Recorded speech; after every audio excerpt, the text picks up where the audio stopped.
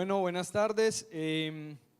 Después del almuerzo les doy la bienvenida y vamos a hablar un poco de la experiencia agroecológica en el occidente que nos va a compartir el doctor Edison, quien es economista y doctor en ingeniería y quien actualmente está desarrollando con la corporación Ecopura varios proyectos hacia la recuperación de aguas, bosques y familias. Entonces, doctor Edison, bienvenido.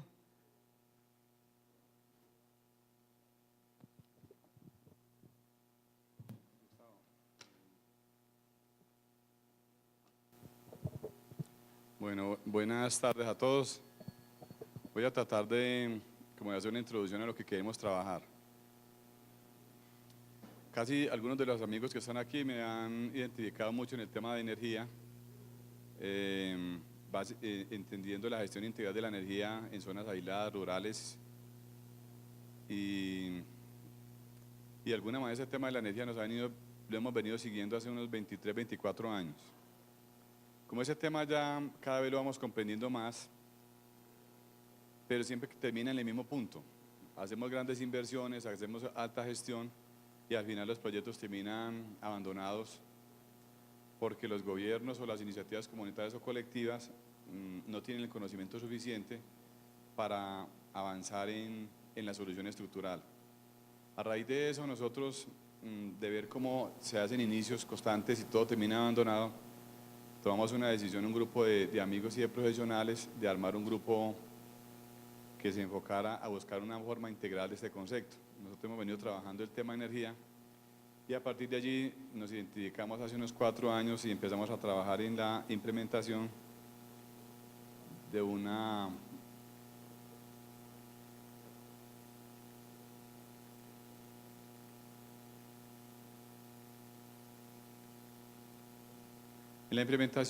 corporación que nos permitiera sumar esfuerzos y avanzar rápidamente en estos proyectos.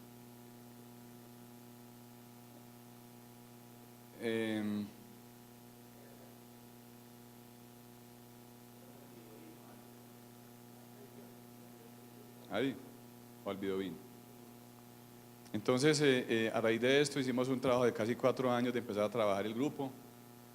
Después hicimos un trabajo de ir aterrizando el tema de pensamiento a cómo nos íbamos a unir para trabajar estos proyectos, buscando una preocupación de cómo integrar todo lo que estamos diciendo, pero integrar alimentos con conservación y con todo lo que tiene que ver con el manejo y la gestión adecuada de la energía. Entonces, en ese proceso nos constituimos como una corporación que le pusimos el nombre de Corporación Ecología Pura. Está integrada por cerca de 173 personas, somos la primera cohorte de fundadores. Nosotros hacemos parte de ese grupo de fundadores y nace con un principio principal: integrar el tema rural, el tema de ecosistemas y el tema de familia. Entonces vamos a ver cómo de esta filosofía la estamos tratando de aterrizar en proyectos específicos. De esos 173 personas que tienen como razón principal conservar la naturaleza y sus ecosistemas, buscando bienestar, armonía y felicidad para las generaciones nuestras. Del grupo de los 173 tenemos una composición que va de la mano de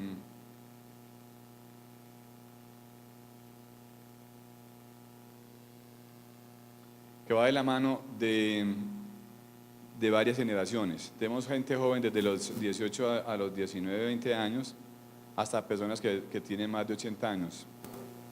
Tenemos gente que tiene conocimiento y experiencia, no tienen titulocracia, y tenemos amigos que tienen doctorados y postdoctorados. Y tenemos una composición muy importante entre hombres y mujeres, en donde estamos en un equilibrio de grupos. Tenemos gente de varios países y gente de varias universidades, entre ellos algunos profesores que nos acompañan o que van a hablar hoy o más tarde. Entonces tenemos vínculos con universidades de aquí locales y nacionales, y con gente externa. Tenemos la pretensión de seguir estructurando el grupo como tal. De ese grupo lo hemos dividido en 12 líneas. Estas 12 líneas son las que nosotros creemos que vamos a estar trabajando durante todo este tiempo, agroecología, una línea que es agropecuaria.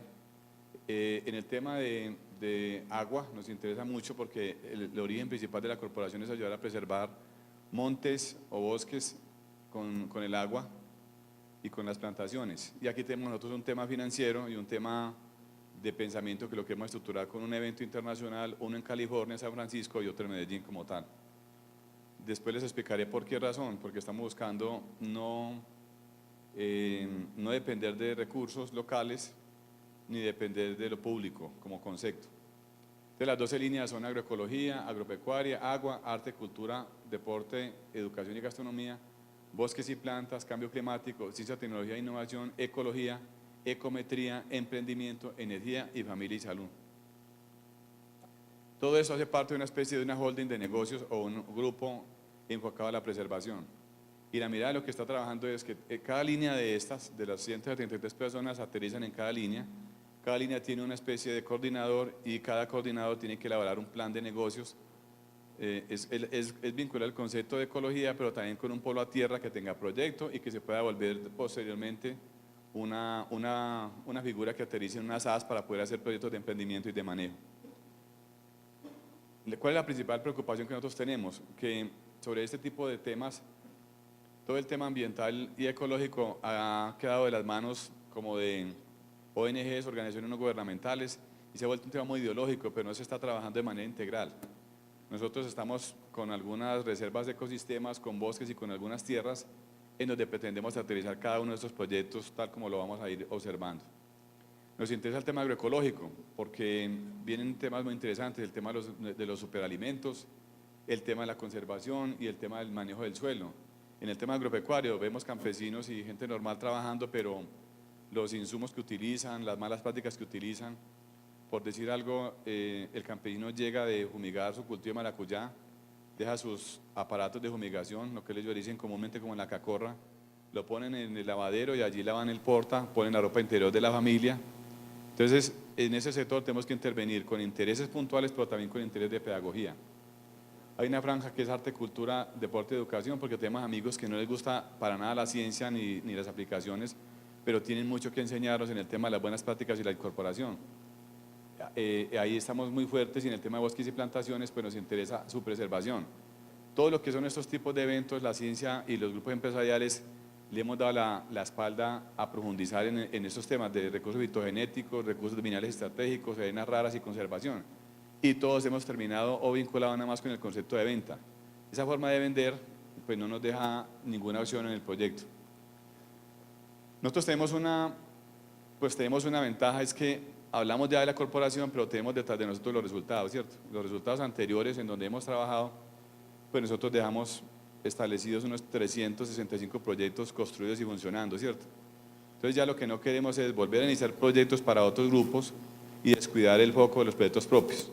Por eso no nos hemos querido mover de este foco de trabajo como tal. Entonces, si ustedes pueden ver más o menos, en eso, esto nos interesa mirar el tema de cambio climático. Tenemos gente que trabaja con esos temas, el tema del ciclo de vida. Estamos trabajando todo lo que son las nuevas metodologías en esta línea y poder entrar a trabajar con esas tecnologías. El tema de ciencia, tecnología e innovación, nos interesa el tema de marcas, patentes, innovación y desarrollo, y desarrollar centros de innovación. Alguna vez dejamos 7 centros de innovación funcionando, el Estado no fue capaz de mantenerlos funcionando ni tuvo la capacidad de operarlos, por eso la charla anterior fue muy interesante, desde el punto de vista de lo que pasa con la gestión de proyectos en las selvas de Colombia o en distintos lugares, porque un solo funcionario público que no entienda lo que está realizando abandona la infraestructura. Y al abandonarla es muy costoso haber dejado centros de innovación para validar la tecnología, como hace Sandia Laboratorios en Estados Unidos, y todo esto le hace un daño generacional y un daño mental a la comunidad porque no hay quien lo trascienda. Entonces el tema de la ciencia y la tecnología para nosotros es transversal. El tema de la ecología es un tema distinto.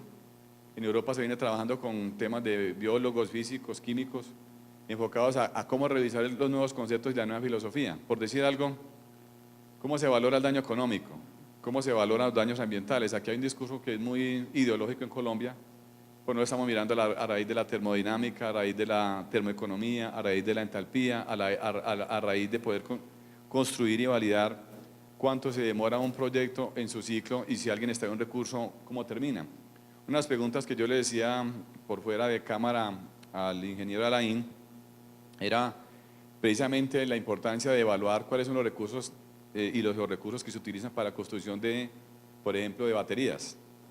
Entonces, países como nosotros que tenemos arenas raras, que tenemos ciertos minerales y donde la disputa internacional es por el plomo, por el cadmio, por el litio, entender desde el punto de vista de la extracción y del proyecto como tal, qué le espera a estos países en cuanto a yacimientos y reservas y en cuanto al futuro. Cuando uno escucha ahora que la gente dice, vamos a colocar muchas energías a nivel nacional y vamos a tratar de avanzar la mayor cantidad en colocar renovables en todo el país, la gente no está pensando en lo que es la implementación, el mantenimiento y la reparación de estas energías como tal. Entonces, ahí vienen preocupaciones que tienen que ver con recursos y con manejo. De esas preocupaciones y de esas dudas, nosotros hemos estado diciendo cómo armamos un modelo donde podamos operar y que podamos aterrizar lo que estamos realizando. Entonces, de este concepto de ecología estamos trabajando otro. En Bogotá hay un tema que se habló aquí mucho, que es el tema de los sensores y el tema de la telemetría. Si usted no mide, no tiene datos. Si usted no tiene datos, no tiene trazabilidad. Entonces, el tema de la telemetría, que aquí la estamos llamando nosotros ecometría, nos interesa trabajar centros de datos con sensores donde nosotros vamos a mirar el origen de ese dato, su trazabilidad, si es transparente y si es verificable. Entonces, el tema de la gestión y manejo de datos es un tema muy importante que se vuelve estratégico para cualquier proyecto. Y nosotros en la corporación pretendemos tener un centro de control enfocado a medir potenciales energéticos, a medir estudios de suelos, a medir humedad relativa, pero sobre todo ser oportunos con la gestión y el manejo de ese dato, ¿cierto? En emprendimiento, definitivamente, proyecto que se piense que no pueda aterrizar y que no pueda tener partes interesadas sin desarrollarlo, no tiene ninguna oportunidad. El tema de la energía, para nosotros el concepto de energía es transversal a todos los proyectos. Estamos entendiendo, por eso en la invitación decíamos que la discusión ya no, para nosotros no es si la energía es limpia o no es limpia, si es una energía renovable o no es renovable. El tema que nos interesa es saber cuál es la fuente que alimenta y lo que está hoy en discusión a nivel internacional es el tema del almacenamiento. Por eso este evento que hoy arranca como una primera jornada, pretendemos darle continuidad una vez al año. Nosotros vamos a hacer este año 4 jornadas, una jornada que es energía, almacenamiento va a ser un eslabón importantísimo, en junio vamos a hacer una jornada solamente para agua, en septiembre vamos a hacer una jornada estrictamente en plantas y bosques, y a finales de noviembre, 1 de diciembre, una jornada enfocada al tema de familia y pobreza. ¿Con qué tenemos que desembocar? Vamos a desembocar con un simposio internacional. Como así, alguna vez hacíamos un simposio internacional de energía, nosotros queremos hacer un simposio internacional de ecología, pero con estos 4 ejes. Simposio, desde el punto de vista de una definición de diccionario, significa encuentro de expertos alrededor de un tema específico, pero también se vuelve un tema de oportunidad para jalonar recursos, para presentar resultados y para avanzar. Entonces, por ejemplo, de aquí este grupo que está en esta mesa, aquí tenemos un grupo de 10 personas que vamos enfocados a armar un cierre completo de energía para poder prepararnos para ir a huertas, seguidores solares y a una subasta. Entonces, del grupo que está aquí, nos interesa jugar muy duro en la agenda energética como tal, pero no quedarnos en la distribución del elemento. Llámese panel, llámese inversor regular o batería. Nosotros estamos diciendo que nosotros somos un grupo crítico, pero que tiene que ir enfocado a aterrizar los proyectos y dejar nosotros de estar entre todos compitiendo por pequeñeces, cuando podemos ir a hacer una gestión integral de la energía en zonas aisladas, en zonas rurales y en islas. Al haber pasado por mi experiencia en esos campos, es el momento en donde hicimos una revisión de unirnos y de retomarnos en esta posibilidad. Entonces, en energía estamos hablando de agroenergía. ¿Qué ocurre con la jatrofa? ¿Qué ocurre con la higuerilla? ¿Qué ocurre con el ricinus? ¿Qué ocurre con la palma? ¿Qué ocurre con el concepto de biomasa? ¿Qué ocurre con el concepto de gasificación? Son temas de la agenda, pero como tenemos un país que no piensa sino en un solo vector, entonces nos vulnera demasiado y nosotros tenemos que vernos de una manera mucho más integral. No lo quiero llamar global, pero sí integral. Brasil invierte en este tema cerca de 10.000 millones de dólares año, Ecuador cerca de 500 millones de dólares, Perú entre 400 y 600. Entonces es un tema de manera aislada terminamos atrapados por los intereses públicos y por las malas prácticas, pero de manera integral podríamos hacer todos un tema corporativo que impacte estructuralmente la pobreza, disminuyéndole y mejorando las condiciones. En el tema de familia y salud nos interesa mucho porque todos estos temas de ecología y de energía pues son transversales, son totalmente transversales. La salud con la energía, la educación con la energía, los alimentos con la energía, etc. Eso hace parte de los temas que estamos con todos los intereses en la transformación completa de la cadena. Queremos dominar el proceso. En todo esto ya nosotros hemos estudiado desde el origen hasta las tortas, es decir, los insumos. De manera que en el tema de agroecología vamos en esa orientación.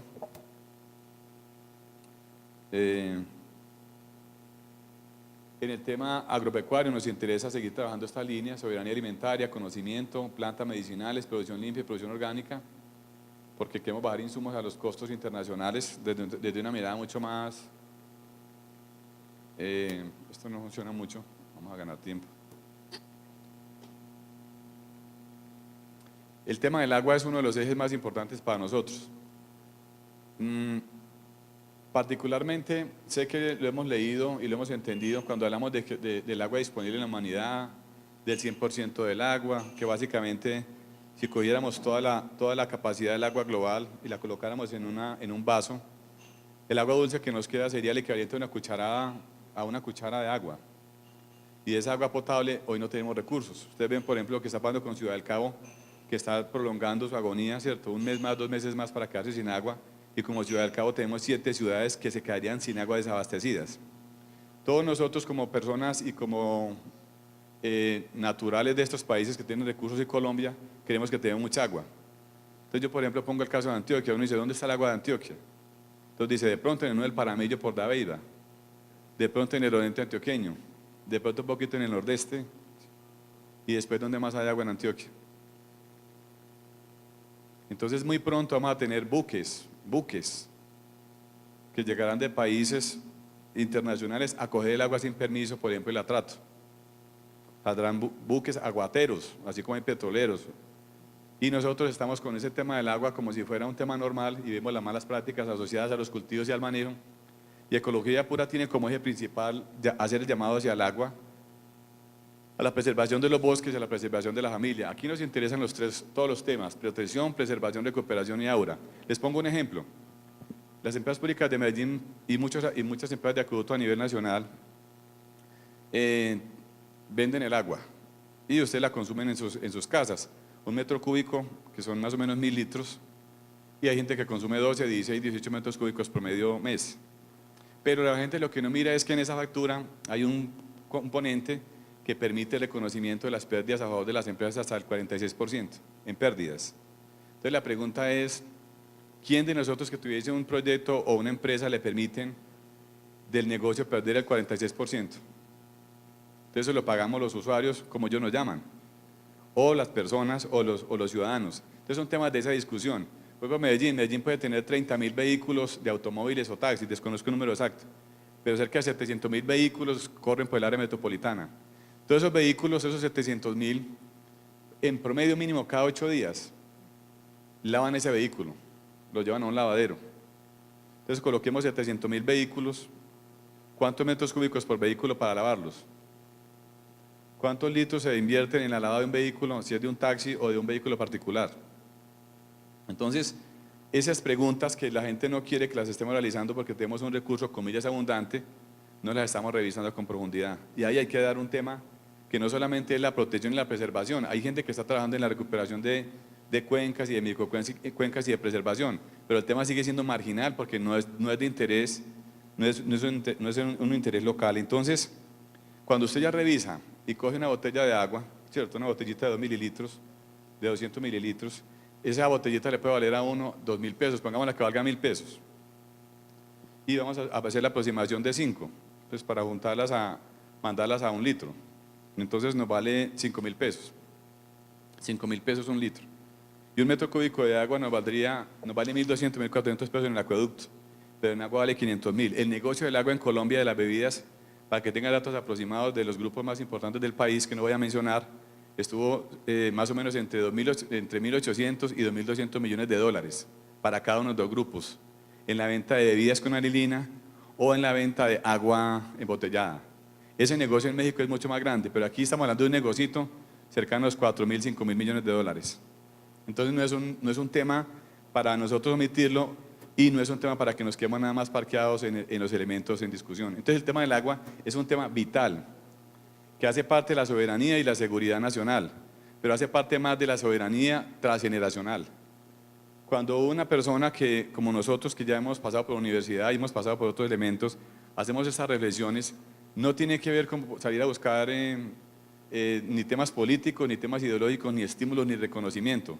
Es un tema de decir, seguimos avanzando, reorientamos lo que estamos haciendo, nos unimos un poco más, deberíamos estar comprando bosques con plantaciones y con aguas para preservar, pero nosotros estamos preocupados es por el próximo carro y de pronto por el próximo celular, ¿cierto? Ese tema, el tema de la pérdida de recursos fitogenéticos es muy grande. El tema del tema de cómo se conserva un bosque. En Colombia, por malas prácticas, solamente en la ganadería, tenemos cerca de 50, 52 millones de hectáreas abiertas. Y yo creo que, desconozco el número, pero debemos estar alrededor de 20 millones de hectáreas de cabezas de ganado. Posiblemente tenemos entre 28 y 30 millones de hectáreas abiertas. Tierras que podrían tratar de recuperarse con otros cultivos o tierras que hoy ya fueron aperturadas con otros intereses. Si fuéramos a hacer un cultivo, comillas, de palma, hablemos de 10 millones de hectáreas, de esas aperturadas podríamos generar 2,5 millones de empleos directos. Entonces la pregunta es, la presión al bosque, ¿quién la hace? ¿Y qué hacemos con lo que ya se abrió? O sea, ¿hasta dónde nosotros estamos focalizados? Y estas preguntas hace parte de esto. ¿Qué va a ocurrir con el Paramillo? Ahora en el nuevo país que tenemos, que le llaman el posconflicto, todo el tema de lotes baldíos se congeló, porque lo que está buscando es que apenas arranque lotes baldíos, comillas, son los bosques que tenemos. Entonces la idea es qué va a pasar con esos bosques. Se lo vamos a titular a la gente que no tiene recursos, que no tiene proyectos productivos, que no han hecho estudios de suelos, que no conocen la oferta hídrica, que no saben si lo van a trabajar con riego o con qué tecnologías, qué clúster seríamos competitivos, o el clúster es conservar y preservar. Entonces hay que tener siempre mucho cuidado porque todo apunta a lo peor o lo más claro es que en la política pública es usted quema, porque si no demuestra gestión no puede sembrar. Entonces tiene que mostrarle a la autoridad que abrió y que quemó. Y lo que el gobierno cacarea con respecto a los estímulos en la conservación, con distintas figuras que le están pagando a un campesino por preservar, siguen siendo cosas irrisorias porque realmente no hay cómo pagarle a un empresario o a un campesino que esté preservando. Entonces aquí hay una amenaza global y aquí tenemos nosotros que empezar a revisar esto. Yo lo que estoy diciéndoles es, desde lo técnico hemos sacado proyectos, ideas y titulocracia y estímulos, pero los nuevos campesinos tienen que volver, profesionales con el campesino y la comunidad, a volver a revisar el tema de una manera mucho más agresiva. Y los campos de trabajo nuestros, energías, almacenamiento, salud, van a poder tener una oportunidad mucho más alta. Ese tema la gente lo mira como si fuera un discurso no cierto. De hecho hay países desarrollados que dicen que eso no es del todo cierto, pero nosotros nos interesa entender el concepto, pero también tenemos que empezar a hacer mediciones. Les explico. Una de las cosas que más le preocupa al sector financiero internacional es que esos países hagamos la huella económica de la extracción, es decir, calcular el pasivo ambiental y el pasivo ecológico. El gobierno, Colombia en este momento tiene una deuda cercana a los 140.000 millones de dólares, ¿sí? En los últimos 8 años pasó de 46.000 millones de dólares a 140.000 millones de dólares. La pregunta es, en el tema del pago por servicio de deuda, estamos pagando una cifra supremamente alta. Y ese pago por servicio de deuda, somos un país que financiera y económicamente no somos viable. Un país que no tiene cómo fondear sus pensiones y tiene un empleo estructural por encima de los 2 dígitos. De manera que si uno revisa eso, ¿esto por qué nos interesa?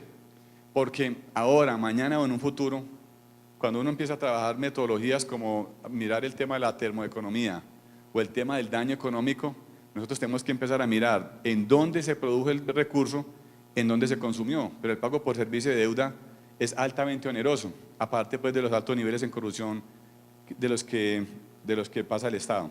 Este es un tema que tenemos que trabajarlo desde el origen. ¿Cómo lo están entendiendo a nivel internacional? Y nosotros tenemos que empezar a hacer una propuesta distinta. La ciencia, sin conocimiento no hay desarrollo. Un pueblo que camina sin ciencia es un pueblo que camina en la oscuridad. Aquí tenemos nosotros que hacer el trabajo completo. Unas cosas donde más graves estamos es en el tema técnico y tecnológico. No estamos formando técnicos y tecnólogos y sí estamos formando unos jóvenes donde la universidad no está a la altura de avanzar y de acompañarlos. Y el tema de la PEA, de la población económicamente activa, esos pelados y jóvenes están quedando flotando. Y las universidades no están dando un faro y un oriente para retomarlos. Entonces estamos entrando en un problema muy grande y es que el conocimiento tiene que tomar una decisión. La universidad tiene que renunciar a volverse una casa de citas, ¿cierto? Donde yo me cito, tú me citas, él me cita y finalmente yo me jubilo con una pensión muy alta porque nos citamos todos y la universidad tiene que empezar a orientarse más a lo técnico y lo tecnológico también, porque sin un conocimiento que se queda en un clúster cerrado no nos sirve. Y los jóvenes están pidiendo las dos cosas, quieren tener formación filosófica, formación académica, pero también doblar el tubo. Y para doblar el tubo tenemos que tener foco y emprendimiento como tal. Entonces, ahí nosotros les vamos dejando los elementos, porque una universidad que es paquidérmica y que no está haciendo la tarea completa, pues es cómplice de la tiranía de los pueblos. Es decir, nosotros somos vacas sagradas y somos deidades, y no estamos haciéndole el frente a los problemas que tenemos que realizar. Este es un tema que ha hecho una discusión muy grande, si es gestión ambiental, medio ambiente o ecología. Cuando un gobierno o un país dice Ministerio del Medio Ambiente, está diciendo, me como la mitad y guardo la mitad.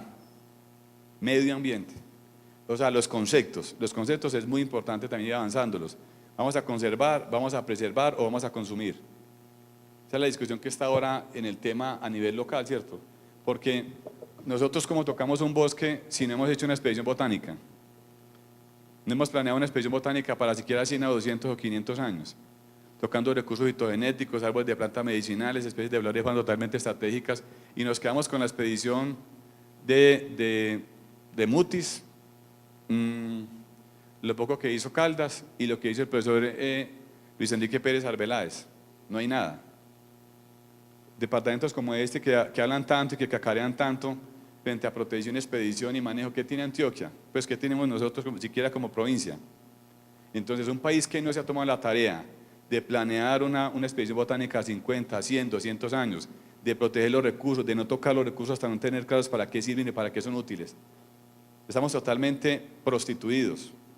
Cualquiera aquí se va a estudiar al exterior, llega con un cartón y a partir de allí viene con licencia para entregar, no con licencia para conservar. Son discusiones de fondo que por eso hemos querido tocarlas básicamente para que no ignoremos que el concepto de ecología tiene que ver mucho con que si no fuéramos gente que hable, que teorice, que filosofee, pero también que aterrice, pero tenemos que entenderlo. Un Ministerio de Medio Ambiente articulado, hacer discusiones si se conserva un páramo o no. Los páramos son elementos singulares de paisaje, donde se conserva gran cantidad de flora y fauna que es indiscutible y que está asociada a la conservación. Y el gobierno tiene algunas pequeñas dudas frente al tema, pero es porque la forma en que está estudiando la gente que administra y maneja los recursos, realmente es una clase dirigente que no conoce una letra realmente del mundo moderno. Están leyendo, están testeando, o sea, el celular y testean todo el día, el cerebro se les está comprimiendo de manera acelerada. Eso ya lo mencioné, pero sin ecometría, allá ya no está, pero sigue siendo, la estadística hace parte de la seguridad nacional, ¿sí? Es decir, cuando uno habla del Departamento Nacional de Estadísticas como Colombia, uno debería decir el dato, el DANE, como DANE que exista, pero necesitamos tener un DANE propio, un Departamento Nacional de Estadísticas Privadas que nos diga ese dato qué tan creíble es. Un dato, una estadística hace parte de la soberanía y la seguridad nacional y no es un tema ideológico, porque no estoy cercano a revisar los temas ideológicos, pero sí sé que si nosotros decimos cuántos colombianos hay desempleados, cuántas personas mueren de cáncer hoy en Colombia, o sea, nos parece pandemia pequeñas cosas, pero la industria de la salud, la industria de la mala educación, la industria del resto de problemas se dice, y el dato lo tenemos que revisar. ¿Y quién es el mejor amigo de ese dato en tiempo real? Para eso está la sensórica, la domótica. ¿sí? Nosotros tenemos que empezar a trabajar la telemetría, que ya está inventada, pero dejar de trabajar de manera aislada. Yo conozco aquí muchos amigos que tienen centros de control y datos en sus empresas que son muy importantes y nos da miedo unir los esfuerzos y unirlos en un salón como este para compartir el dato. Si compartiéramos el dato avanzaríamos mucho más rápido. Ahí hay un riesgo muy alto que no estamos haciendo las comunicaciones como tal. Hemos participado en desarrollos de proyectos muy grandes para mirar cuánto se demora un equipo en extraer un recurso y en colocarlo en un barco. Si hemos sido capaces de hacer esos desarrollos, ¿cómo no vamos a ser capaces de tener variedades completas como esta? Les explico. Cuando empezamos a hablar de mercurio, de cianuro, en los ríos, podíamos tener un simple sensor y saber qué tan contaminado está y poder intervenir a tiempo. Pero nos gusta mucho mejor verlo en el cáncer de una señora, porque el quimio y la radioterapia son 20 sesiones y 20 son 40, son 1.000 millones de pesos por persona, y la idea es acabar con ese pobre en 3 o 4 meses, a punta de la atención en salud. Entonces hay que revisar, y por eso el tema de la ecometría, y el tema de la telemetría, y el tema de la domótica y la sensórica, y el tema de los datos y la estadística, como elemento de soberanía generacional, transgeneracional, y si quieren ya por último como elemento de seguridad nacional. Un país que no sabe lo que tiene, cuánto coltán tenemos, cuánto tantalio tenemos, cuánto wolframio. Sabemos escasamente diferenciar un poquito de carbón, no diferenciamos el poder calorífico en el estratégico que representa, un poquito de níquel, y la idea es que los datos de geografía y georrecursos no aparecen en ningún pensum de pregrado de universidad. La gente sale con un conocimiento fragmentado y la gente ni siquiera sabe que estuvieron todo el tiempo sentados en los mejores recursos. ¿Cómo voy de tiempo? Perfecto. Entonces, este tema, agua, energía sigue siendo vital para nosotros. Cuando nosotros hablamos de cómo ser autosuficientes y soberanos en energía, entonces la gente piensa que es un tema, ¿por qué el mundo le tiene tanto miedo a que un país tenga autosuficiencia energética?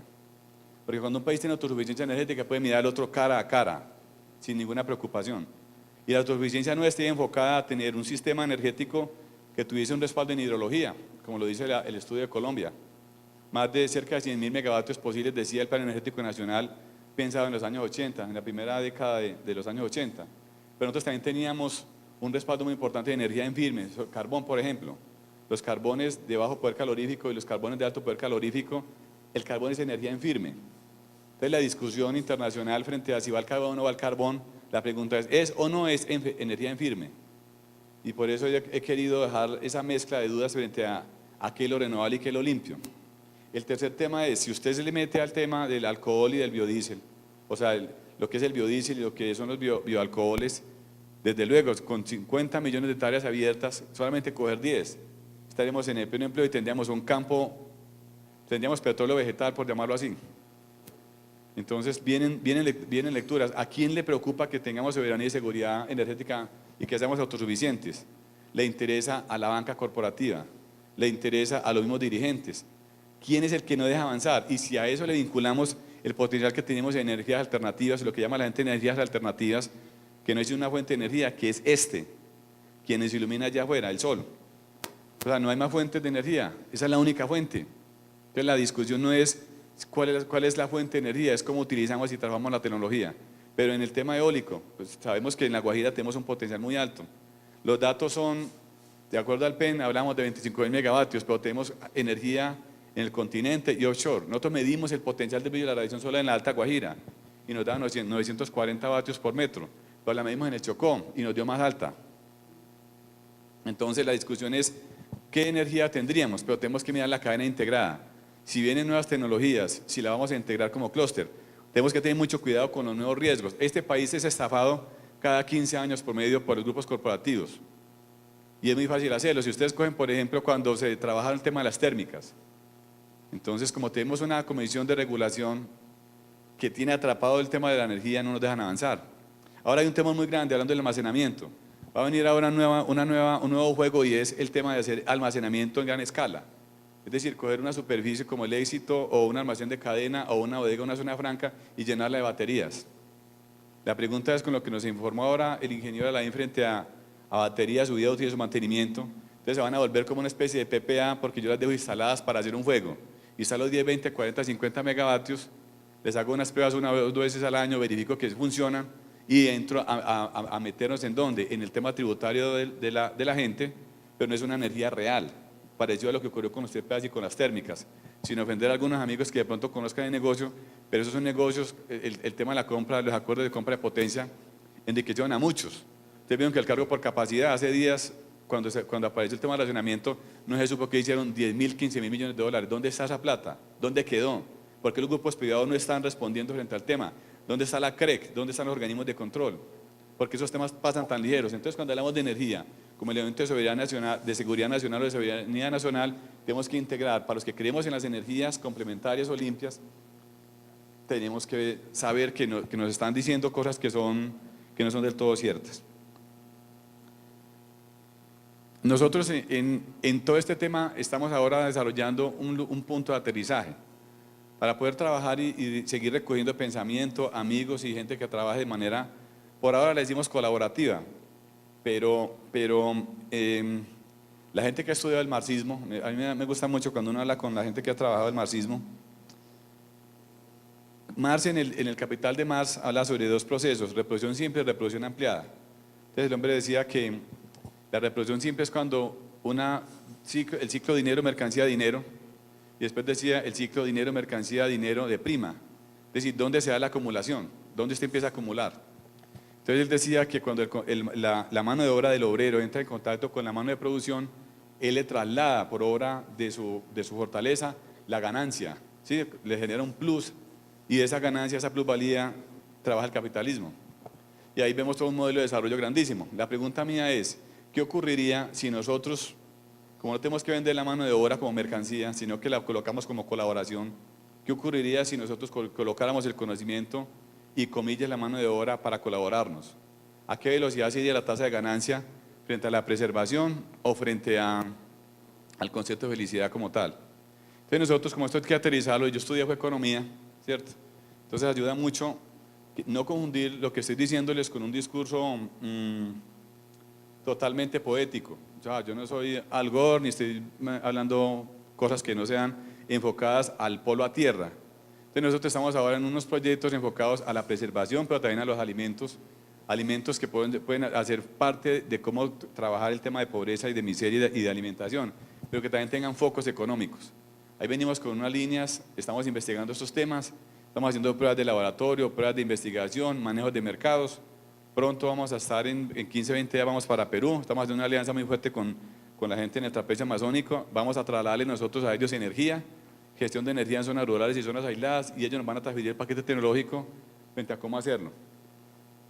Entonces, entre ellos, de esos alimentos y de estos proyectos, vamos a desarrollar una especie de granja donde vamos a tener unas construcciones renovables, vamos a vincular el tema del bombeo y el manejo del agua para poder tener agricultura de alta precisión, que es donde estamos focalizados, y estamos utilizando toda la cadena de transformación en donde querríamos el próximo año ya mostrarles, ya en este momento estamos en un juego estrictamente de bancos para hacer el cierre financiero y un modelo de implementación que aspiramos tenerlo en transformación para empezar al principio en la conservación, pero vamos de la mano de mirar estas pequeñas cosas que son moringa, que son sacha inchi, que son camu camu, ¿cierto? Temas que deberían de hacer parte del resorte de cualquier discusión nuestra, ¿cierto?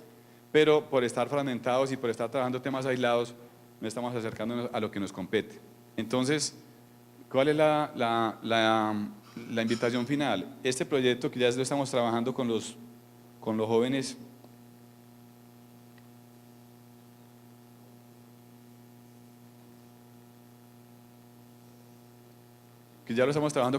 ahora estamos en el diseño de esa infraestructura, en el cierre financiero y en un modelo financiero colaborativo en donde tenemos 3 temas por desarrollar ya muy avanzados. El uno, el Sacha Inchi, el otro el de la Jatrofa, que queremos acabar de hacer la transformación y llevar esa cadena productiva al punto más alto, y unas experiencias en alimentos de las cuales esperaremos darles los resultados más adelante. Hoy no vamos a hablar sobre esos temas, pero hoy estrictamente lo que queríamos era dejarles una inducción a un tema filosófico enfocado a conservación de bosques y plantas, a conservación de agua, a volver a hablar de familia y volver a recordar lo que tenemos que haber recordado, que la pobreza no es buena que lo tengamos con nosotros, que la miseria no es amiga nuestra, que la destrucción de la naturaleza no es amiga nuestra y que tenemos que tener una discusión mucho más de fondo, pero como los gobiernos no van a actuar por nosotros, ni el ente local van a actuar por nosotros, solamente el conocimiento,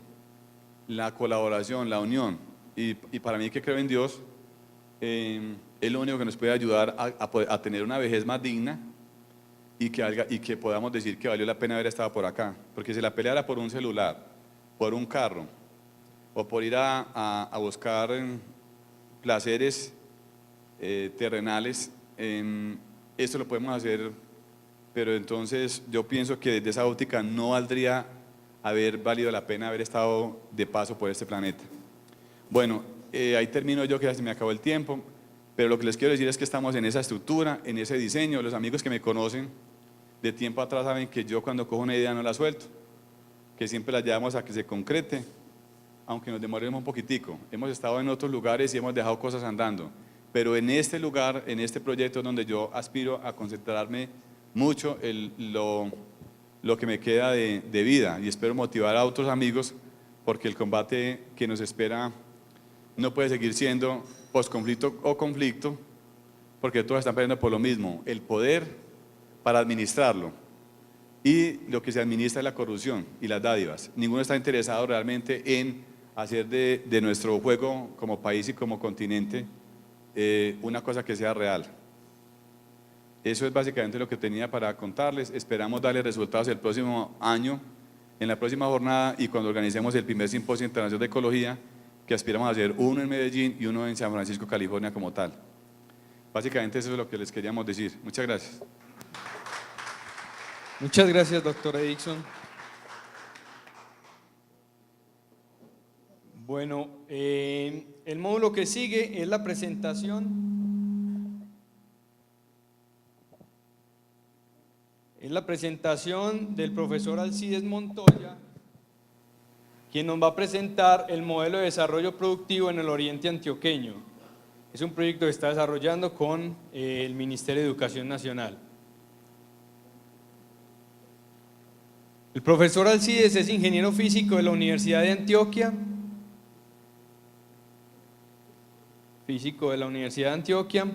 magíster en Ingeniería Informática de la Universidad de AFID, doctor en Ingeniería de la Universidad Nacional, con experiencia en el desarrollo de mecanismos de inteligencia artificial aplicada a redes de sensores inalámbricos, y actualmente es docente de la Facultad de Ciencias de la Universidad Nacional. Profesor, bienvenido. Si quiere, yo le voy pasando la… Empecemos por la… Buenas tardes. Bien, a esta hora una charla es difícil, ¿no? Después del almuerzo. Es complicado. Voy a ser breve, me gusta ser breve y preciso. Y voy a empezar por mi última diapositiva, aunque está muy claro ese sistema, pero bueno, ponme la última. ¿Dónde estoy? Dale. Entonces la antepenúltima. La anterior. Listo, esta. Jóvenes, buen día. Nosotros llevamos 10 años trabajando en Plant Factory, sistemas de agricultura o producción de alimentos usando nuevas tecnologías. Fundamentalmente es eso. Les digo que llevamos 10 años porque pues hemos montado algunos invernaderos, hemos probado cantidad de plantas, hemos usado técnicas como aeroponía, NGS. Ahora estamos creciendo plantas con una combinación de LED y NGS, aunque sabemos que en el medio nuestro, el trópico, tener Plant Factory con LEDs, pues por el momento no es una gran oportunidad ni económica ni de otra manera, pero es un ejercicio que queremos hacer en búsqueda de técnicas para alimentar, para generar alimentos sin tierra. Todas estas técnicas están basadas en eso. Entonces, en la imagen de acá tenemos una Plant Factory. Más o menos hemos diseñado sistemas de esos estilos, donde la idea es producir los alimentos en las ciudades. Y ustedes me dirán, bueno, ¿por qué está este profesor aquí en este evento que es de energía solar? Pues les digo que una de las necesidades fundamentales que nosotros tenemos cuando trabajamos con estas técnicas es alta disponibilidad energética. Si no la hay, no hay forma de producir alimentos. Y esa producción de alimentos es como tener una planta en una sala de cuidados intensivos. Esa sala de cuidados intensivos requiere que la energía no se vaya, requiere que las condiciones sean adecuadas y que todo esté funcionando perfectamente. ¿Con qué plantas hemos experimentado? Tenemos experimentos con fresas, experimentos, lo que más hemos estudiado son el cilantro, hemos estudiado mucho la rúgula por la parte de elementos anticancerígenos y dentro de las investigaciones también hemos trabajado anticancerígenos, pero a partir de la raíz de la cannabis, de marihuana. La idea es que como no usamos tierra para esto, pues tenemos disponible toda la raíz del sistema, todo el sistema radicular, y ese sistema radicular lo podemos llevar al laboratorio y hacer todos esos estudios. También hemos sembrado maíz, también hemos sembrado frijol, habichuelas, lechugas, arvejas, y les hemos hecho unos estudios claros de cuánto es el costo para nosotros de producir con estas técnicas y cuáles serían las posibles ganancias para hacer este tipo de cosas. Entonces, ¿esto cómo pasa así? Qué rapidez, hermano. Bien, esa es una imagen, eso no es bajado de internet, eso son nuestras siembras. Lo que ven ahí a mano derecha es el sistema de germinación de las plantas. Nosotros usamos acerrín de pino pátula. Ese acerrín tiene una propiedad y es que no deja que se perpetúen o que existan muchos gérmenes que ataquen la raíz. Todos ustedes han visto un árbol de esos, de ese tipo de pino, y alrededor de él no crece nada, absolutamente nada. La razón tiene que ver con eso. Entonces, en nuestros experimentos nos dimos cuenta que si queremos germinar, nosotros necesitamos ese tipo de acerrín. Después de esa germinación, que se hace en unas coquitas pequeñas, probablemente la mitad o un tercio de un vasito desechable pequeño, nuestro sistema pasa a las camas que funcionan con aeroponía, y es allí donde hacemos pues todo nuestro estudio. Ok,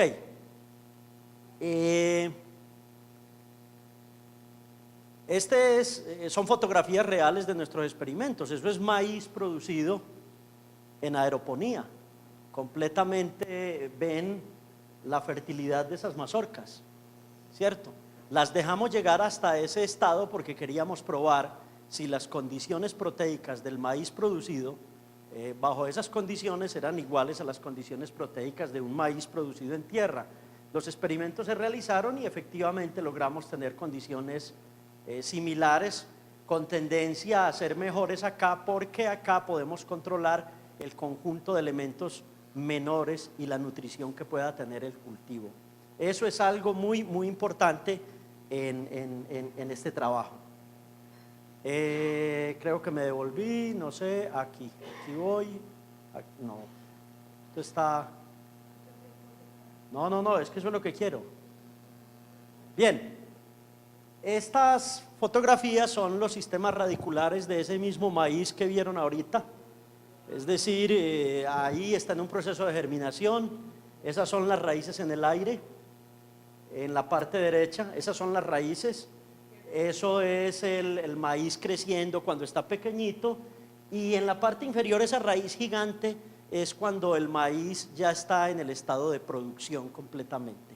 Como pueden observar, estas raíces están completamente limpias. No hay tierra por ningún lado, los nutrientes se los damos a la planta de acuerdo al momento en que necesite esos nutrientes y de acuerdo a las condiciones que consideramos nosotros se requieren. Los nutrientes se inyectan por microaspersión. Estos tubos que estás viendo a este lado, esto son tubos de PVC de lo más barato del mundo. Entonces tú pones microaspersores, unos a 360 grados, otros a 180 grados, impulsas la solución nutritiva, que ya la preparaste, la impulsas, y esa solución nutritiva lo que hace es bañar la raíz. Lo que nosotros observamos acá es que el ciclo, por ejemplo, de un maíz normal puede estar en 60 días, 75 días. Nosotros logramos reducir eso en 15 o 20 días y la razón física es muy simple. Cuando usted tiene las raíces en esas condiciones, la oxigenación de las raíces es mucho mayor. ¿Qué implica eso? Cuando usted le da más oxígeno a un ser vivo, ese ser vivo tiende a ser mucho más gigante. La mejor prueba de eso son los dinosaurios. La mejor prueba de eso son las primeras coníferas o los primeros bosques que existieron en la Tierra cuando el 90 y tanto por ciento de lo que teníamos aquí era oxígeno. Es decir, el crecimiento era inusitado, tanto en las especies vegetales como animales. Aquí se aprovechan las mismas condiciones. Mi ordenador se quedó sin entrada. Ahora sí volvió. Aquí aprovechamos las mismas condiciones y entonces logramos unas cosechas controladas en menos tiempo con condiciones nutritivas de acuerdo a las que nosotros deseamos como tal.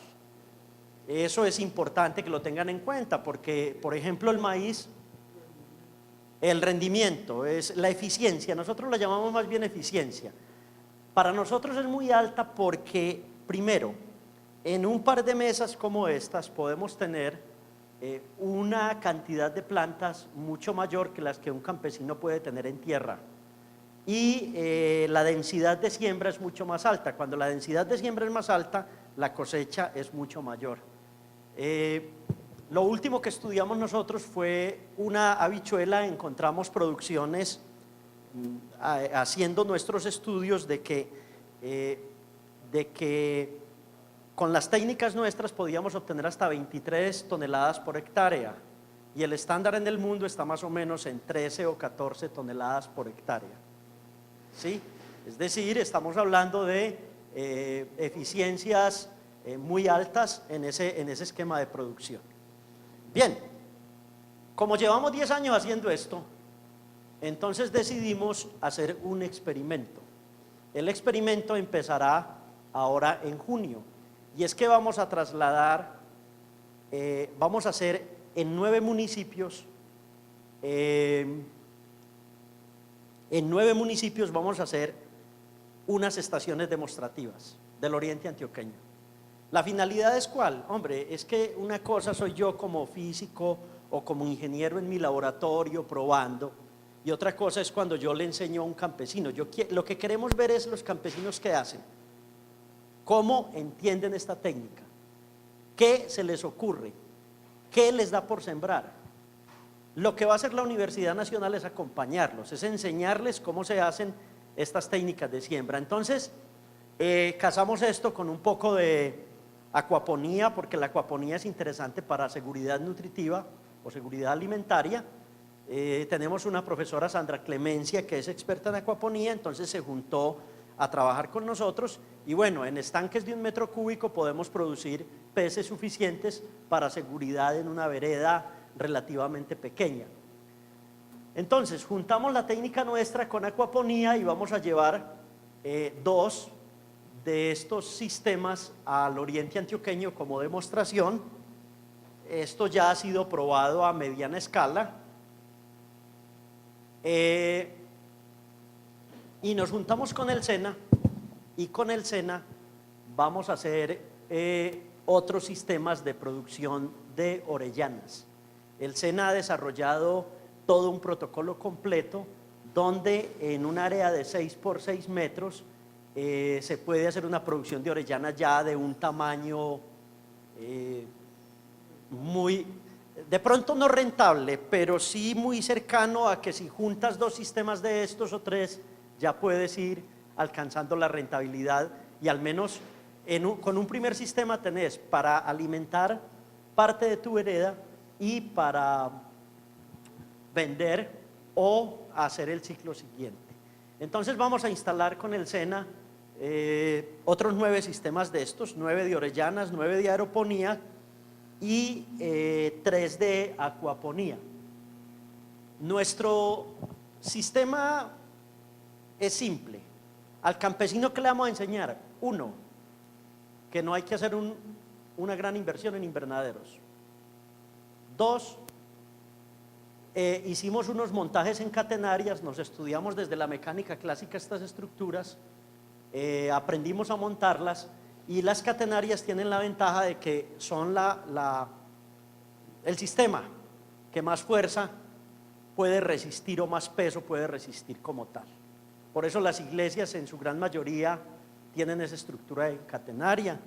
Los que hayan leído o visto las películas de Ken Follett, de esta iglesia por allá en Inglaterra y todo ese desarrollo por allá en el año 300, hay una discusión sobre esto. Pero el punto es que hacemos sistemas de 6x6, le enseñamos al campesino a cómo organizar su terreno y cómo montar eso. Si el campesino quiere extenderlo, no es sino que siga poniendo columnas, no, eso se llama arcos. Entonces él puede tener hacia el fondo el tamaño que quiere en un invernadero. Costo de ese sistema, estamos hablando de 2 millones de pesos, tal vez menos. De 6x6, 36 metros cuadrados. ¿Ok? Eso es una cosa muy alcanzable, es una cosa que pueden manejar los campesinos sin mayores problemas. Este es nuestro sistema acuapónico, como el que les mostré del maíz, un sistema de riego por aspersión. Todo esto tiene redes de sensores inalámbricas, lo que hablaba Edison ahorita de la cultura del dato y todo eso. Nosotros ya tenemos redes de sensores midiendo todas estas variables, todo esto llega a computación en la nube, hacemos el seguimiento de cada cultivo, los 9 cultivos van a tener toda esa infraestructura como tal. Bien, esto lo vamos a acompañar, como les digo, un experimento social. Entonces lo vamos a acompañar de chicos del grado 10 y 11, y Cornare nos está apoyando para hacerlo en unas granjas que ellos tienen, que se llaman granjas resilientes. Entonces vamos a apropiar la comunidad. Los jornales los van a pagar los mismos campesinos. Aparte de eso, los chicos van a aprender y los profesores van a estar trabajando con nosotros utilizando todo esto, objetos virtuales de aprendizaje, Moodle, conexiones offline. No hay necesidad de internet ahí en esos momentos para hacer no hay necesidad de todos esos componentes. Entonces, nuestro experimento tendrá cultivos en ambientes protegidos con invernadero, sistemas de producción basados en aeroponía y producción de orellanas y acuaponía. ¿Dónde no nos está alcanzando la plata? Para serles sincero, el sueño mío es que esto fuera completamente autosuficiente, es decir, que todo esto funcionase con energía solar. Las cuentas que estamos haciendo, hombre, dado el valor de kilovatio aquí en esta ciudad y en esta región, la energía solar sigue siendo una alternativa para nosotros realmente costosa, más que inalcanzable, costosa porque hay que poner paneles, las baterías, hay que hacer todo esto. Y cuando dices, bueno, voy a sumar la producción de orellanas, voy a sumar la producción de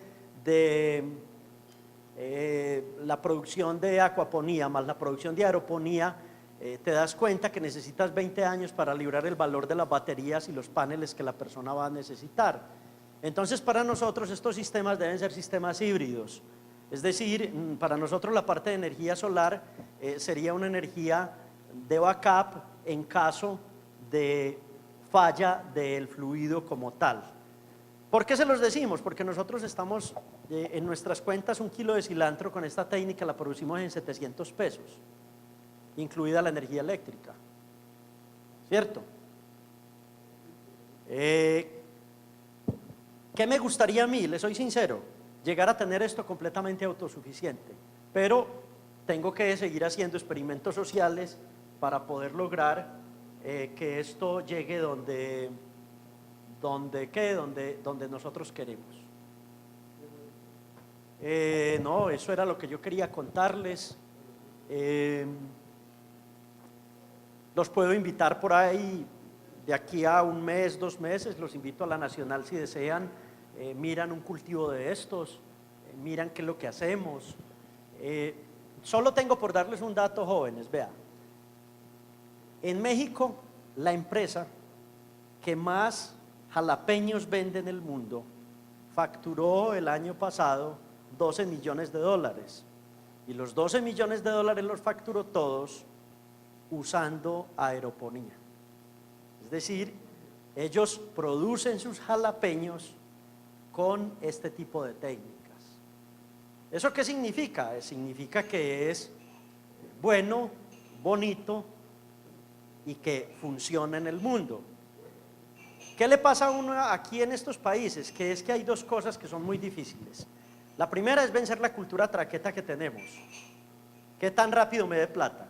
Y la segunda es tener el apoyo para poder continuar con estos trabajos. En México se dieron cuenta rápidamente de la ventaja de esto y, como les digo, la empresa que más jalapeños produce, desde el punto de aeroponía hasta ponerlos ya en el mercado, se basa todo en estas técnicas. ¿Qué queremos hacer? Seguridad nutricional. Que la gente tenga que comer y que aprenda a sembrar de maneras distintas, buscando mitigar el cambio climático y buscando pues que si creemos nosotros que si uno le da 2 cuadras de tierra a un campesino, con eso no le soluciona nada, ¿cierto? Porque necesita los químicos, necesita los préstamos, está peleando con el clima, está peleando con todo. Pero creemos nosotros que si ese campesino tiene una cuadra de tierra y puede montar 3 unidades de estas, posiblemente sí sea capaz de ir llegando a donde queremos. Sí, eso es lo que desde la academia pensamos y bueno, nuestros experimentos son mucho de redes, un poco de inteligencia artificial, ahí le metemos de todo, pero no quise comentar eso pues porque no es el core del asunto. Muchas gracias. Preguntas, si alguien tiene preguntas. Nada.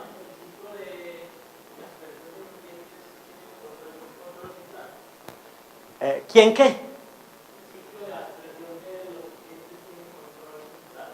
Sí, sí, claro. Nosotros usamos PLCs o usamos, lo mejor es usar un PLC barato porque lo puedes hacer con un Raspberry Pi o lo puedes hacer con otro sistema embebido, pero no vas a tener todo todo el core, todo el know-how o más bien la fortaleza que eso debe tener. Pero nosotros hemos experimentado con todo. Claro, hay un control central y hay unas bombas para microaspersar. ¿Sí? ¿Alguna otra pregunta? Bien.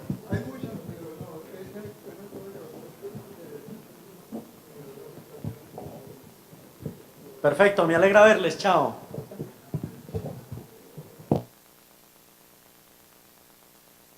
Muchas gracias.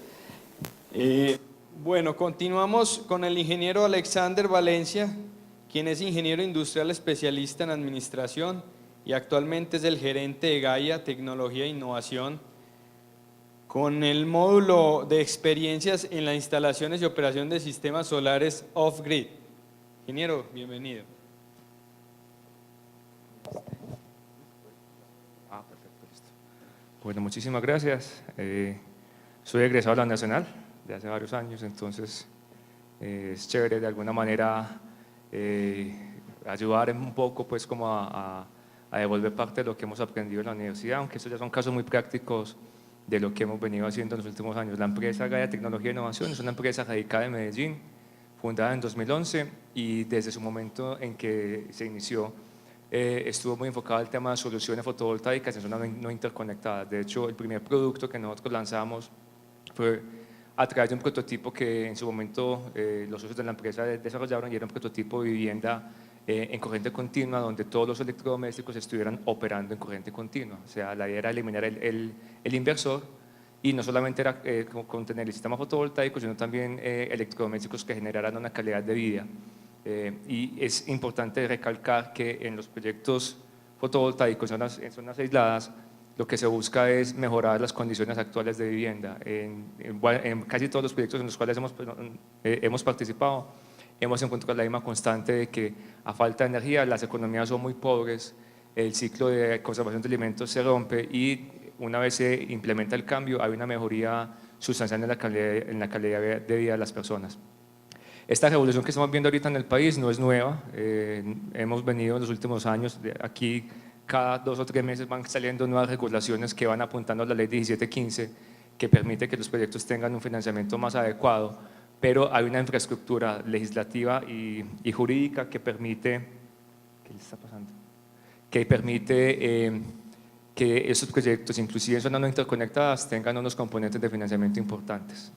Entonces, como lo veníamos diciendo ahorita, la solución que pretendemos nosotros es una solución integral, y nos ha funcionado muy bien. Hemos instalado para la Gobernación de Antioquia, para las Empresas Públicas de Medellín, para el IPSE, más de 140 viviendas individuales en todo el país con esta solución, en la cual lo que siempre buscamos nosotros en el diseño es que los componentes sean muy robustos y sencillos, que permitan que de pronto con un mantenimiento sencillo o con una capacitación básica a personal local se pueda tener parte del mantenimiento. Un componente muy costoso de la operación de estos proyectos a largo plazo es la mano de obra especializada, porque estamos hablando de zonas donde solamente puede llegar una persona en mula o por una lancha o a pie, y obviamente mandar un técnico desde Bogotá, desde Medellín, desde Cartagena es costoso y complicado. Entonces, la arquitectura que en su momento habíamos implementado y que todavía lo estamos haciendo es una arquitectura muy sencilla. Hay unos componentes fotovoltaicos que tiene módulos, generalmente son módulos policristalinos, comerciales. Hemos trabajado con módulos alemanes, con módulos asiáticos. Lo importante es que tengan pues una muy buena resiliencia en el tiempo.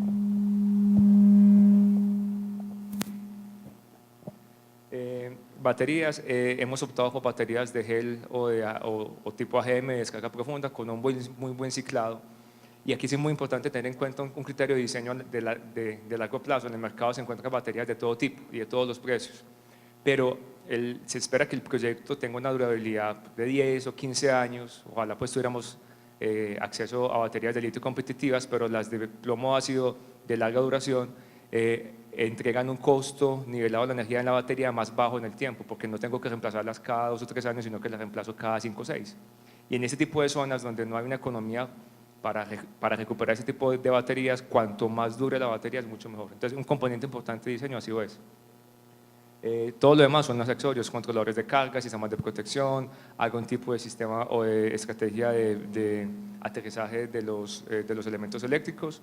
Y al lado de acá, no sé qué pasa, tenemos el tema de los electrodomésticos, segundo, ¿ya? Que hemos venido desarrollando en conjunto con algunas empresas locales. Por ejemplo, el tema de la nevera solar. Hay una nevera que más o menos se alcanza a ver. Es una nevera que hemos desarrollado con ACEP, es la primera, creo que la única en el país que está pensada desde un principio para aplicaciones en corriente continua. Es una nevera convencional para uso doméstico, pero que tiene la particularidad de que opera en corriente continua. Y así todos los demás. Hay un purificador de agua, se pueden acoplar televisores o demás equipos en corriente continua.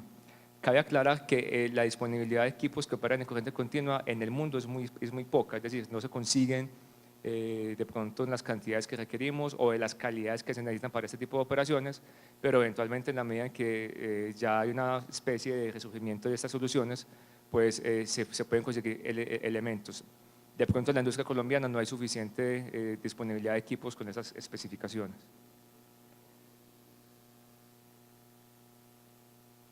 Listo, entonces aquí les muestro algunas fotos de un proyecto que se hizo ya hace casi varios años, hace casi 5 años. Fue uno de los primeros pilotos que hicimos con empresas públicas en el proyecto de Antioquia Iluminada. Se montaron 40 viviendas y teníamos un componente de vigilancia, no sé qué será lo que… Dale. Entonces les voy contando pues qué fue lo que se hizo. Digamos que el componente importante del proyecto fotovoltaico es clave, pero en proyectos en zonas no interconectadas, el componente que tiene que ver con la implementación, la parte logística y lo que corresponde el mantenimiento a largo plazo del sistema, resulta ser el determinante de que un proyecto sea exitoso. No solamente es ir, pues, llevar las baterías, poner las cosas, sino ponerlas a funcionar, que las comunidades o los beneficiarios aprendan y cuiden el sistema y que en el largo plazo haya estrategias de sostenibilidad del sistema. Ha habido muchos experimentos, en el caso nuestro procuramos que la misma gente se autoorganizara y generara unos sistemas de supervisión de los equipos de forma comunal, se entrenaron personas para que cada cual aportara unos fondos mensuales para que esta persona hiciera el mantenimiento de los equipos. En otras ocasiones el gobierno está tratando de que haya alguna manera de monetizar el servicio por un prestador, por un tercero, pero eso requiere implementaciones tecnológicas de pronto de telemedida o de medición remota, pero los costos son un poquitico elevados. Entonces, digamos que esa solución de sostenibilidad a largo plazo todavía falta. En África han sido muy exitosos debido a que la cobertura telefónica móvil es mucho mejor que acá. Es decir, allá un celular de los que llamamos flecha pues puede hacer muchas cosas. En Colombia la cobertura telefónica en zonas tan montañosas es difícil. En Filipinas también han hecho implementaciones, en Colombia todavía existe el reto para hacerlo. No sé qué pasa con la… Bueno, sí. Bueno, esa solución es una solución que se puede categorizar no pico, sino medianamente en potencia. Estamos hablando de sistemas de 600 a 1 kilovatio. En Colombia el IPCE ha de alguna manera priorizado sistemas de más o menos máximo 1 kilovatio para aplicaciones residenciales. Sin embargo, en la medida en que haya necesidades de pronto en escuelas o centros de salud, ese tipo de soluciones se pueden expandir. De hecho, en la siguiente diapositiva vamos a ver casos de escuelas en donde ya son sistemas híbridos. En cuanto que la potencia requerida es más elevada, pues obviamente tenemos que trabajar en tensiones más altas y se requiere necesariamente el uso de inversores. Este otro caso fue uno que se hizo en San Vicente del Caguán, cuando estábamos todavía en la época pues, de negociación del tema del Tratado de Paz. Se alcanza a ver la aplicación, aquí tenemos un gabinete, procuramos obviamente, y es una buena práctica que los elementos de control estén siempre aislados del resto de la gente, incluyendo las baterías. El uso de la nevera, tratamos de cumplir pues, todo el tema de requerimientos RETI para instalaciones temporales o para pequeñas instalaciones, y en algunos casos hemos instalado filtros de agua, pero lo curioso es que en estas viviendas no hay redes hidrosanitarias, entonces a veces el agua tocaba llevarla a un tanque y el tanque pues purificaba el sistema, pero el tema del uso del agua en estas poblaciones, digamos que está, en algunos casos se usaba, en otros casos por tema cultural la gente no le gustaba el sabor del agua que salía purificada, pero es un tema pues de acostumbrarse a la solución. La otra arquitectura que hemos venido implementando tiene que ver ya con sistemas un poquito más complejos y más grandes, en el cual la aplicación es para escuelas. ¿Qué hemos encontrado en el país? Que el gobierno en muchos rincones ha podido implementar la donación de equipos de cómputos, aulas inteligentes, pero el sistema de alimentación es una planta de menos de un kVA, entonces apenas pueden usar los equipos unas 2 o 3 horas al día, el resto del tiempo no los pueden usar. Entonces con esta estrategia se busca no solamente llevar energía para que los niños puedan tener acceso a computadores, sino también en los restaurantes comunitarios pues puedan tener acceso a nevera y refrigeración para poder conservar los alimentos. Entonces esa dupla la implementamos con la Gobernación de Antioquia en varias escuelas rurales indígenas entre el año 2015 y 2016. Esa es una muestra de una que montamos en Segovia. De hecho la arquitectura era bien bonita, sin embargo pretendíamos no tocarla pues por el tipo de cubierta demasiado inclinada, y optamos por poner los paneles en unos postes hincados en suelo y se hizo una pequeña red en corriente continua y se hizo una derivación en corriente alterna para que los computadores pudieran operar. En este caso el beneficio fue pues más para los estudiantes. En el último reporte que tuvimos de la implementación es que estaban ampliando la escuela, iban a poner más salones, y ya de recursos propios de la misma comunidad iban a hacer la implementación de ampliar el sistema fotovoltaico. Procuramos para las escuelas dejar, digamos, una capacidad excedente en cuanto a baterías y potencia para prever de alguna manera que 1 o 2 salones más se puedan anexar en el futuro. Este es otro caso de un proyecto un poquito más grande. Esa fue una pequeña ciudad, eran 5 edificios, eso está ubicado en Turbo, Curiosamente, pues tuvo una zona interconectada, pero la comunidad indígena, por ser un territorio protegido, no lo estaba. Entonces, no había cómo acceder de una manera económica con un punto de conexión de empresas públicas de Medellín. Entonces, ahí el trabajo que se hizo fue esta pequeña vivienda que está acá al lado, o sea, si esto tiene puntero, esta que está acá, era la anterior escuela. A través de un programa de implementación de mejoras del gobierno, se crearon estos edificios nuevos, una escuela nueva, centro cultural, centro de salud, más o menos como las mínimas comodidades básicas que puede tener un cabildo indígena. Entonces se aprovechó la antigua escuela, se hizo una adaptación, aquí más o menos se ven los equipos, se renovó parte del techo y montamos el cuarto técnico de baterías, aquí colocamos un inversor cargador de marca, ¿cómo se llama? SMA, ese es el Sony Boy.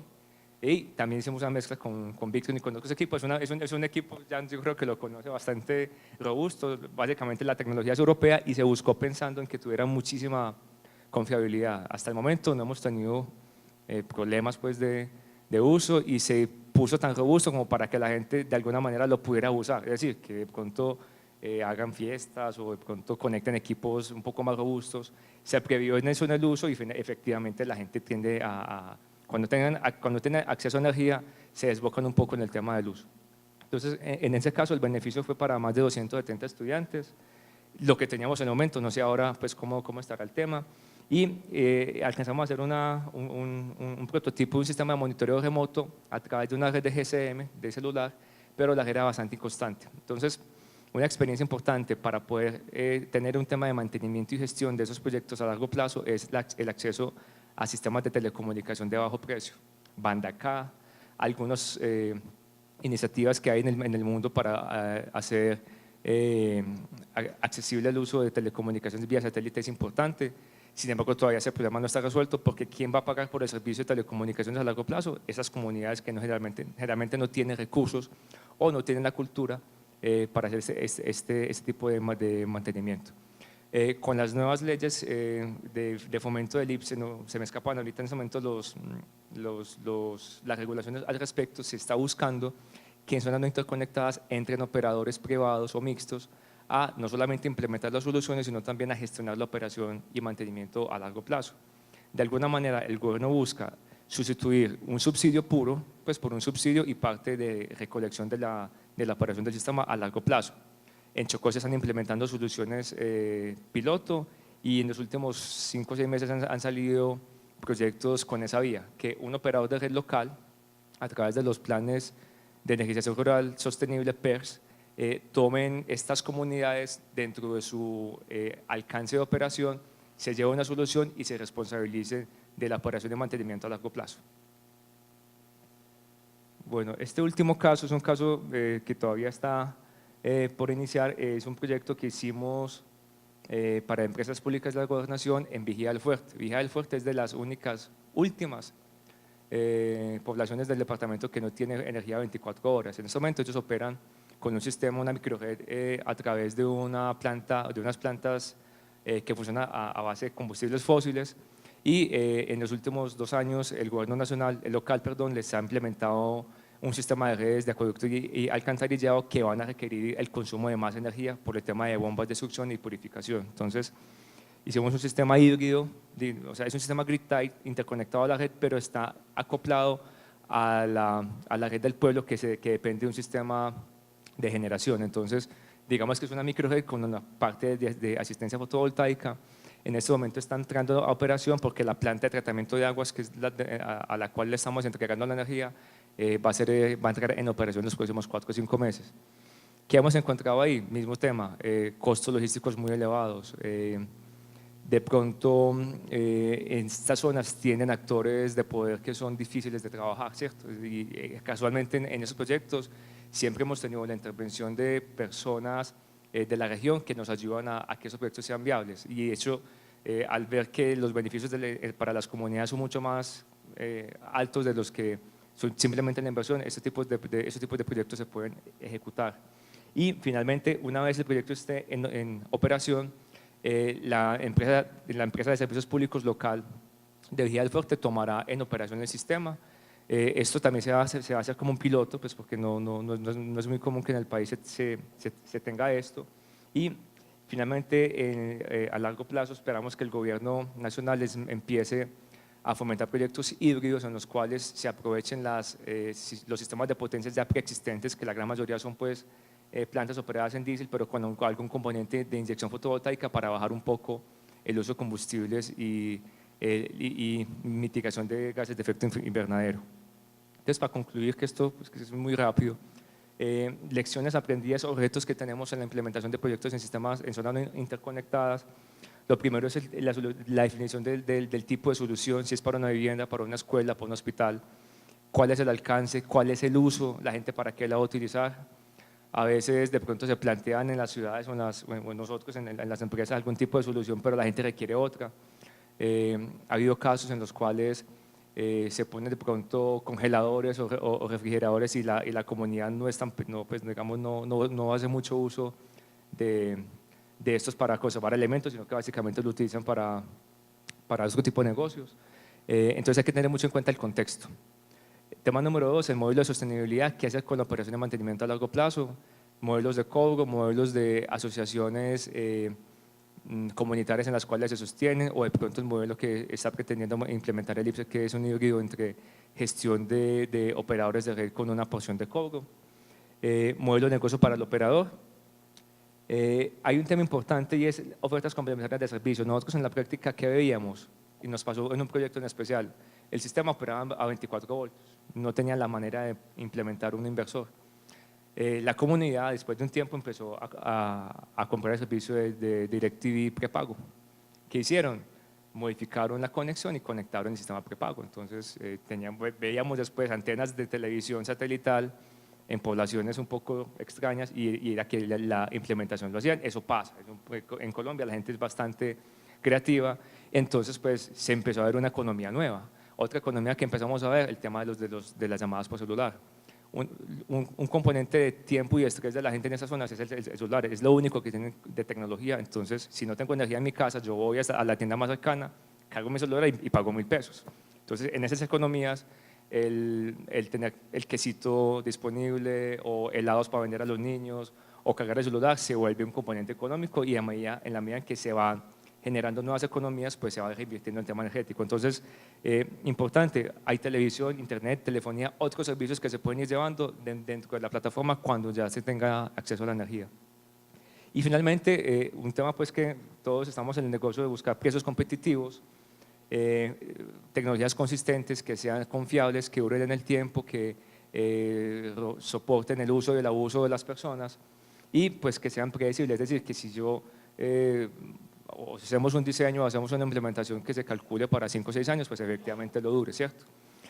Digamos que el componente técnico está relativamente muy resuelto y creo que en la mañana tuvieron bastantes ejemplos al respecto. Creemos que buena parte del éxito de esos proyectos en zonas no interconectadas tiene que ver con el componente social. En el país todavía hay mucho que hacer. O sea, algunas cifras que tenía el gobierno eran como de unas 400.000 personas que no tenían acceso a la energía. Eso se ha venido mitigando con los planes de expansión y de cobertura, pero en la medida en que estamos entrando en procesos digamos, de volver a poblar el campo como estuvo tantos años pues, como el tema de la guerra, falta infraestructura en esas zonas. Entonces el reto para todos nosotros es pensar en soluciones creativas de bajo costo y robustas para las poblaciones y para la gente en general. No sé si tienen preguntas o alguna inquietud al respecto.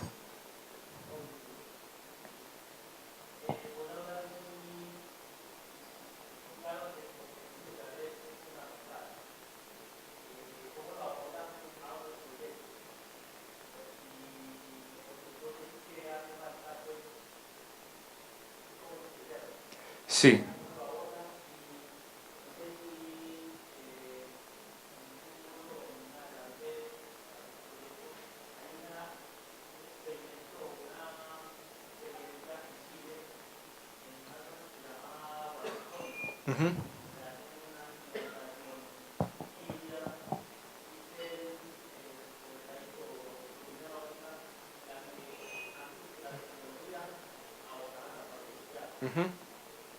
Pues mira, nosotros en los proyectos que hemos implementado buscamos siempre contratar gente local, pero no solamente para llevar la mercancía, sino que se vuelvan técnicos. O sea, hay un tema de complementariedad y no lo podemos poner a hacer ese tipo de elementos, pero sí que se vaya entrenando en dos cosas, en diagnóstico temprano. Hombre, cuando el controlador emita estas señales, ¿cómo se interpreta? ¿Cómo hago unas tomas de variables con un multímetro? Pues fácil, ¿cierto? Algo que sea muy básico, precisamente para que la gente no se quede sola después. En el caso, por ejemplo, de San Vicente del Caguán, casualmente encontramos que había más técnicos electricistas de los que pensamos porque la zona ya tiene esa cultura. O sea, en la zona vos ibas a una tienda en la esquina y comprabas un panel solar como cualquier llanta, ¿cierto? Eso es muy poco común en el país. Entonces siempre buscamos que haya, que la gente se comprometa y se le entrena en algunas cosas. Hace poco salió una noticia, es un caso en La Guajira de un modelo que están replicando en la India, en la cual señoras, amas de casa, las ponen a armar controladores de carga y a armar casi que los paneles, a punta de colores y a punta de unos mapas, pues digamos, y son sistemas picos, o sea, son sistemas de 5, 10, 20, 40 vatios, pero les permite tener iluminación y entienden del tema. Eso, por ejemplo, es una estrategia ganadora. Pero está el modelo pensado para eso. El modelo nuestro es un modelo de integración, o sea, compramos los equipos, se hace una solución robusta, se entrega y se trata de que la gente se entrene. Pero no siempre es así. ¿Qué vimos a los 6 meses de la implementación del proyecto? Que de pronto el técnico pues no tenía mucho que hacer en la parte fotovoltaica y de pronto le iba mejor si se iba a trabajar en otra cosa. Entonces, siempre es importante que en las comunidades, en esas zonas, una institución o alguien a cargo que tenga un cierto poder de convocatoria, ¿cierto? El caso que tú mencionas de Chile no lo conozco, pero creo que el componente social es el primero, porque si esto se sigue viendo como un modelo asistencial, el gobierno o alguien va y les entrega eso a los 2 años no está. Si se involucra a la gente desde el transporte, usted pone el transporte, usted pone tal cosa, ponga la mano de obra, vea que esto es suyo, cuídelo, la gente le empieza a tomar cariño y lo apropia. Si aparte de eso tienen y entienden que con la tecnología cómo funciona, pues lo operan, o sea, le quitan el miedo a eso y lo apropian. Digamos que son como las estrategias que hemos hecho. Es muy cada caso por aparte. Hay comunidades que lo asumen bien, otras no son tan abiertas. El tema cultural, y sobre todo en un país como nuestro, tenemos comunidades afro, indígenas y todas las mezclas que hay en el país, es un poco complicado llegar como a esos acuerdos, pero se puede hacer. No, los computadores estaban conectados a 110, tuvimos que sacar una red con un inversor solamente para los computadores. En esos casos toca, pues, sí, porque no podíamos entrar a intervenir los equipos. Si hay soluciones de cómputo en corriente continua sería excelente. Sí, se hace porque ya están prediseñados para eso.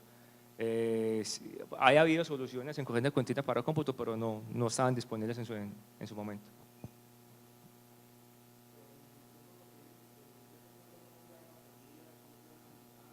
Sí, generalmente ha sido porque de pronto el usuario conectó cosas que no debía haber conectado. O sea, si no tenemos protecciones, de pronto un usuario pone una herramienta mecánica, un motor de mucho más potencia, se tira las baterías y nos ha pasado en 2 veces. Entonces, procuramos poner protecciones prioritarias, pero de todas maneras es un tema que sucede. Cambios de baterías, de pronto eventos atmosféricos suceden, o sea, en estas zonas cae un rayo y se lleva todo. Ha pasado, y cambios por de pronto garantías muy poco, hemos podido detectar yendo al sitio que ha sido de pronto un tema de uso o un tema de eventualidades atmosféricas. Una recomendación, revisamos bien antes de poner los bancos que estén bien balanceadas, que no tengamos baterías que estén muy desequilibradas, y tener mucho cuidado con los bancos en paralelo, no tener N cantidad de bancos en paralelo. Creo que es un tema de diseño pues muy clásico. No, desde el diseño lo hacemos, pero a veces cuando la solución, pues cuando ya no hay, si la persona local no lo puede hacer, nos llama y llegamos a un acuerdo de quién pone qué, pero tratamos siempre de que alguien local haga algo de inspección y de diagnóstico previo.